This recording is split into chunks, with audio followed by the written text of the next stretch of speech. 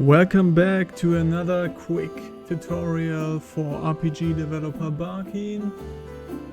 This time it will be about a quick little Quicktime event.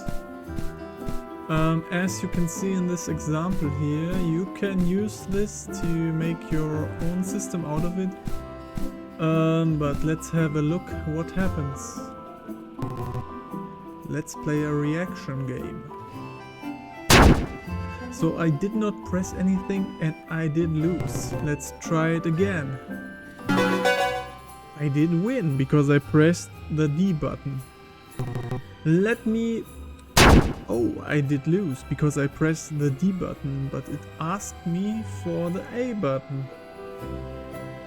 So yeah, it's pretty simple. It's almost this. I mean, how can you make it even simpler? A Quicktime event.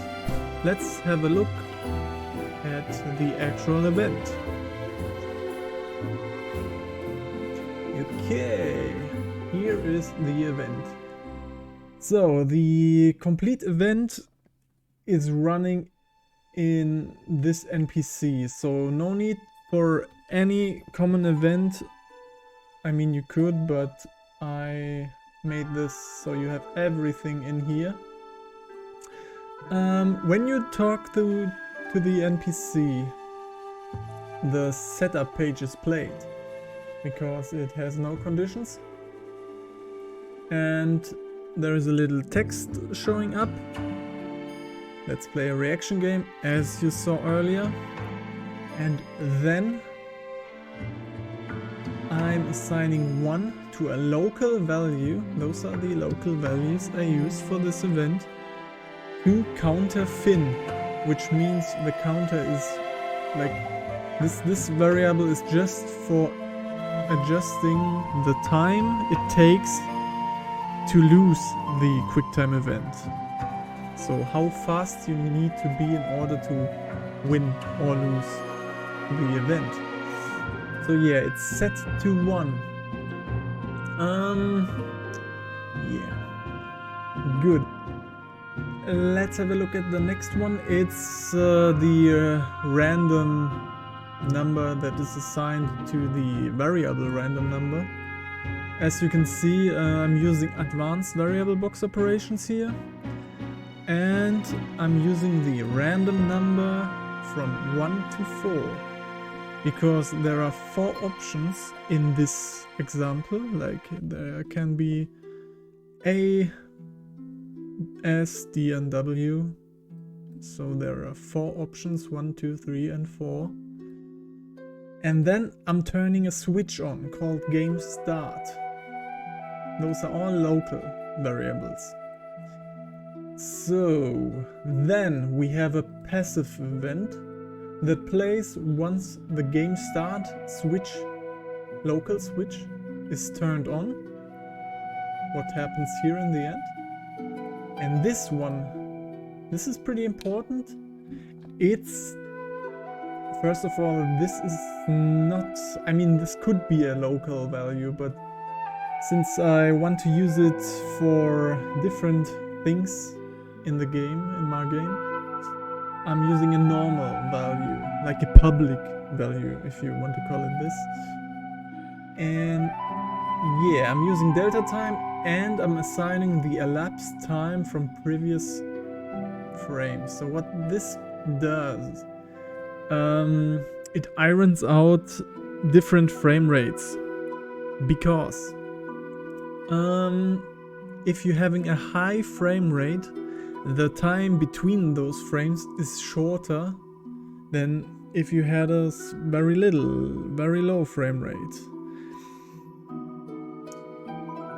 To explain why it makes sense, I'm going back here. Remember how this is the thing that determines when the Quicktime event is over? It's set to 1. And what I'm doing is I'm adding the delta time to a variable and compare it to this value. So if the variable counter, which you will see in a second, is 1 or higher, the event will be over and you have lost. And every every time the event runs. Okay, let's go back to this one here first. It will make way more sense once I'm here in those 4 pages. Sorry for the confusion, but it's pretty fast over here. So we have button assignments. Those are all advanced variable operation boxes. And what I'm doing is I'm creating a variable for the buttons, and I'm assigning them to an operation key. W is up, D is right, and so on.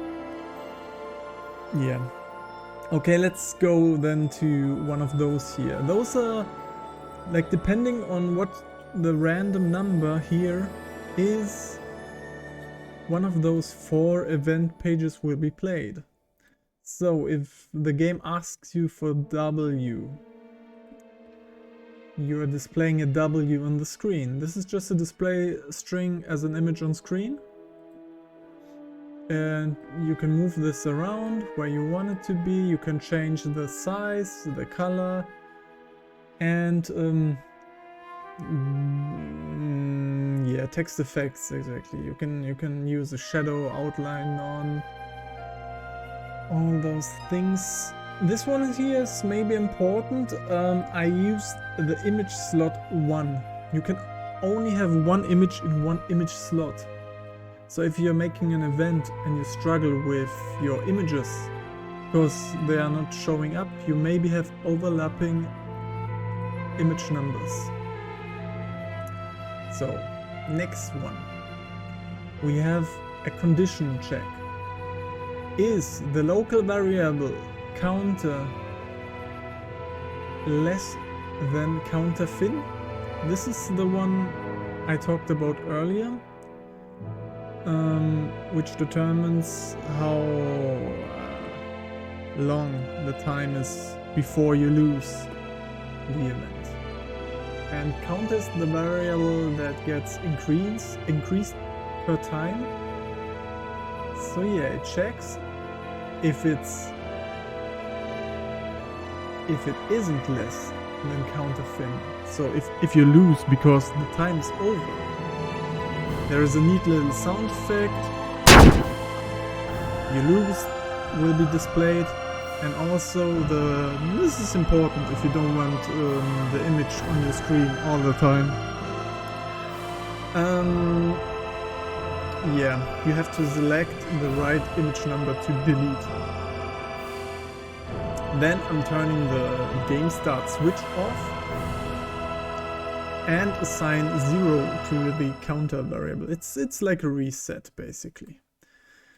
So, but what if you press a button when the time is still not up? Like, what happens? Like this is the W.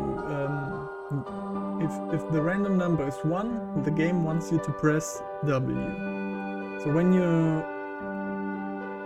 you press S, for example, I'm using here again conditional check variable box stuff.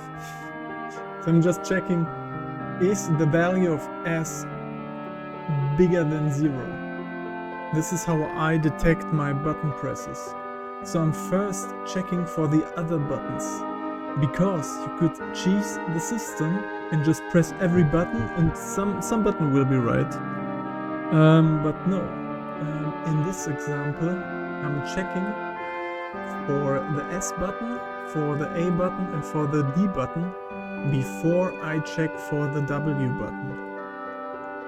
And if any of those 3 buttons are pressed, you're gonna lose. And it's the same again. There's a sound effect, you lose, image is hidden. It's the same as if the time is running out. So yeah. And if you press nothing,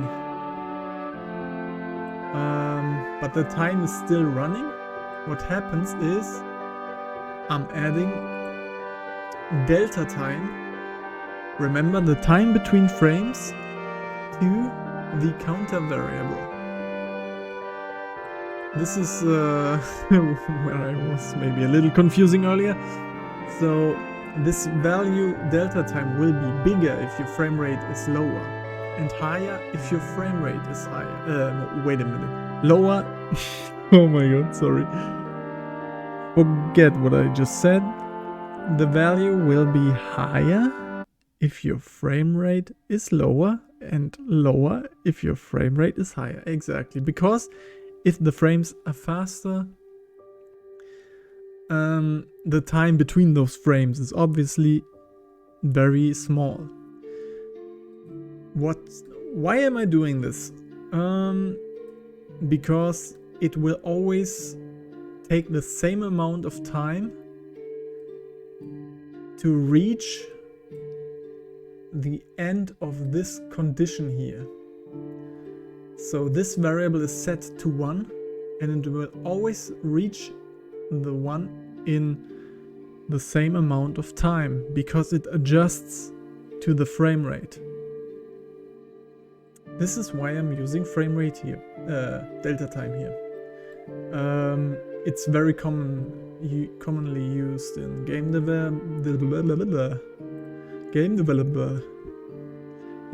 development. Nothing groundbreaking here. You just have to wrap your head around it once and you're gonna get it. So yeah, this page checks for random number and game start. This indicates which button the game wants you to press. So it is 2 for D, 3 for A, and 4 for S. And those are the exact same events, just copy and paste. The thing you need to change is only here, because your winning condition is obviously different, because you want here, for D you want pressing the D button for the win, and S, A and W as losing buttons basically. Yeah, and it's the same for every button, so it's a pretty simple system. What you also could do would be like chain a couple of those events together. So you have to press maybe 5 buttons after each other. I can't talk. Man, I can't talk today. Maybe I should just stop. But you know what I mean? You can just once you win, you go to a page that resets the event and just initiates it again, and you need to add to a counter, and if the counter is at a certain value, you win the event. So like you have to press W and then it shows an S and you need to press the S, like a chained event if you want to. This whole event could also be inside a common event, and you just need to call it execute a common event if you want to use it. So if you have a lot of those kind of QuickTime events in your game, you can call it with a common event if this is inside a common event. Just in this case it's an NPC here for me. So yeah, it should be, I mean, maybe I did confuse you with the with the delta time. I hope you know what I mean, and this is not too confusing for you. So yeah, just a little look at the event again. I did win. I did not press anything. I did win. And I did lose because I pressed S instead of W. So yeah, it's a neat little system that you can expand. Man, I shouldn't do videos today. So yeah, that's about it. I hope you learned something from it, and I will see you in the next video.